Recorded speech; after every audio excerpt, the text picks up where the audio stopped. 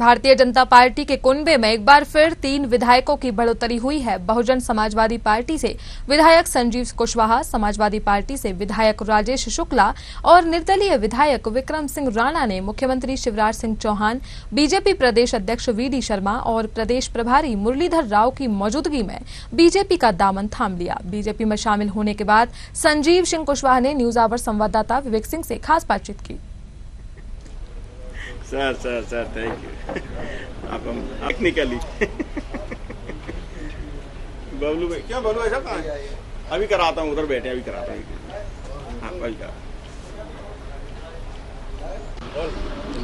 3 विधायक आज बीजेपी में शामिल हुए हैं और भिंड से विधायक हैं जो बसपा के विधायक थे, आज वह बीजेपी में शामिल हुए हैं। संजीव सिंह कुशवाहा हमारे साथ मौजूद हैं और हम जानेंगे आखिर क्या कारण रहे कि वह बीजेपी में शामिल हुए। सर, आज आपने बीजेपी की सदस्यता ली है मुख्यमंत्री शिवराज सिंह चौहान की मौजूदगी में, क्या कारण रहे कि बसपा छोड़ने के बाद आप बीजेपी में शामिल हुए हैं?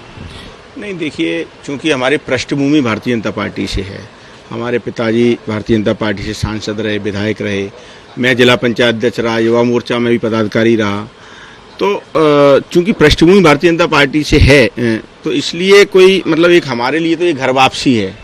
मैंने कहा ना कि कोई व्यक्ति अगर अपने घर से 4 दिन के लिए बाहर चला जाए और जब वापस आता है तो एक अलग तरह का सुकून मिलता है, और वही सुकून मुझे मिल रहा है। मैं 8 साल बाद अपने घर में वापस आया हूँ, तो निश्चित तौर पर क्षेत्र का विकास और ये जो कार्य बीजेपी राष्ट्र निर्माण में लगी हुई है, रीति नीति से प्रभावित होकर हम भारतीय जनता पार्टी में पुनः शामिल हुए।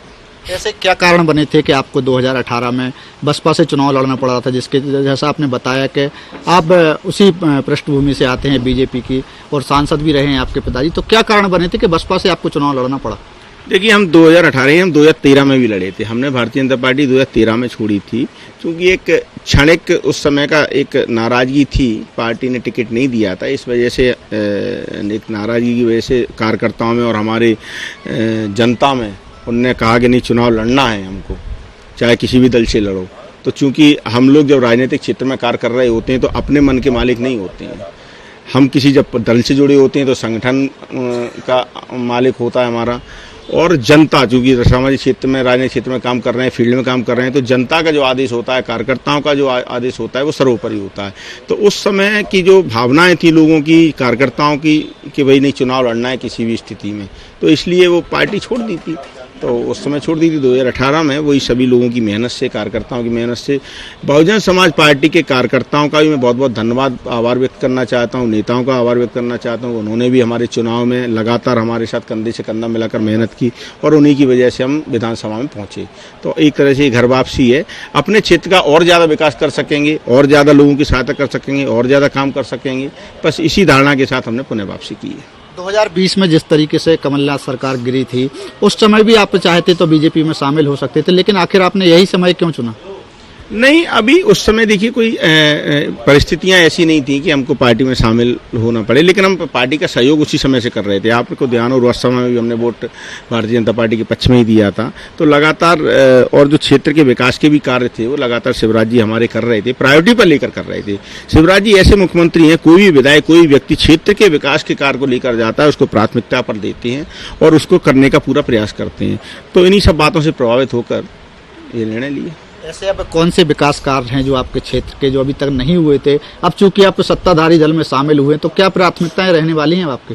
देखिए, ऐसे तो अभी मैंने कहा भिंड थोड़ा सा पिछड़ गया था विकास में, लेकिन हमने लगातार उसको आगे लाने का प्रयास किया है।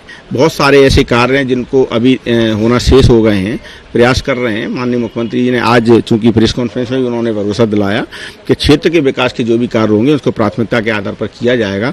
और माननीय मुख्यमंत्री की धारणा रहती है सिर्फ एक ही क्षेत्र नहीं, पूरे प्रदेश में किस तरीके से समुचित विकास हो, लोगों का कल्याण कैसे हो, ज़्यादा से ज़्यादा लोगों कल्याण की योजना कैसे बनी, हमेशा इसमें 24 घंटे इसमें लीन रहते हैं। तो निश्चित तौर पर हम अपने क्षेत्र का विकास और ज़्यादा और तेजी के साथ कर पाएंगे।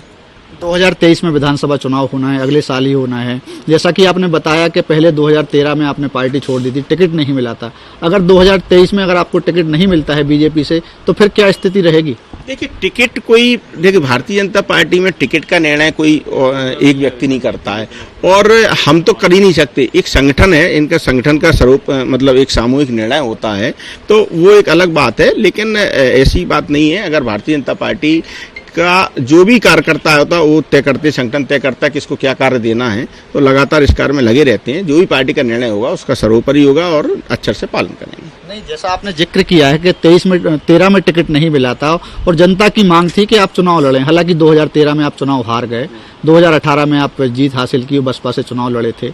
अगर फिर से जनता ने मांग की और अगर पार्टी ने टिकट नहीं दिया तो क्या कदम रहने वाले हैं आपके? फिर देखिए, अगर जनता मांग करेगी तो पार्टी उनकी भावना को समझेगी, और अगर फिर भी नहीं टिकट दिया तो हम पार्टी के साधारण कार्यकर्ता की तरह पार्टी के हित में काम करेंगे।